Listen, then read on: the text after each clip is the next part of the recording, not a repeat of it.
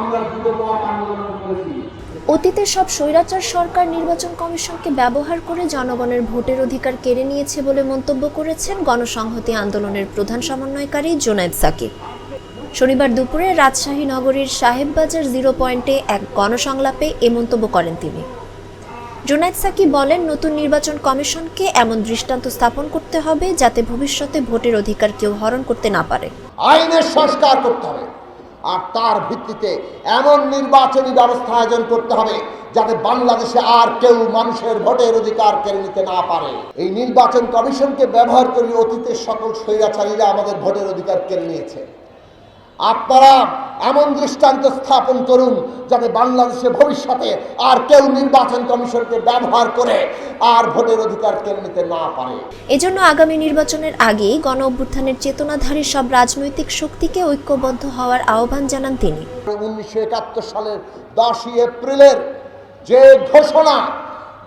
ঘোষণার ভিত্তিতে এই দেশের মানুষ যুদ্ধ করেছে, সেই 10ই এপ্রিলের ঘোষণা আর 2024 সালের বৈষম্যহীন রাষ্ট্র গড়ে তোলার ঘোষণা, এই দুই মিলে হবে আমাদের সংবিধানের রাজনৈতিক লক্ষ্য, আদর্শিক লক্ষ্য।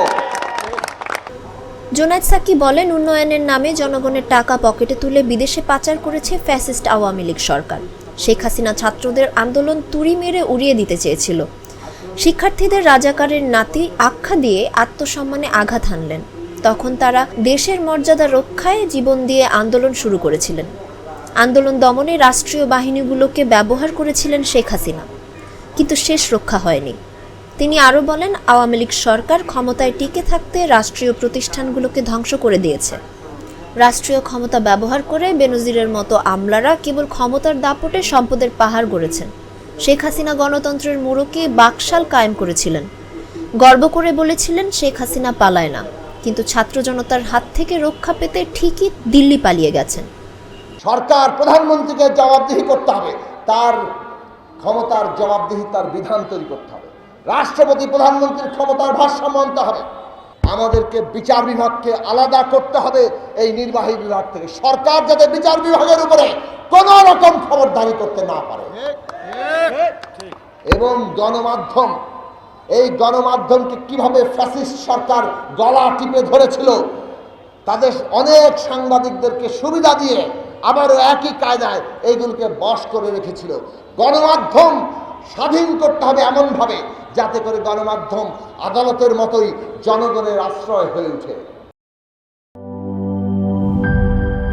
Cheer up! চলো পুরাই খুশি নতুনের সাথে তুলে নিয়ে হাতে। Cheer up, oh oh, cheer up, oh oh, cheer up. চুমুকে চুমুকে enjoy the life. চলো পুরাই খুশি তুলে নিয়ে হাতে। Cheer up, oh oh, cheer up. চিল হবে রিফ্রেশিং মুডে। চিয়ার আপ, চলো উড়াই খুশি।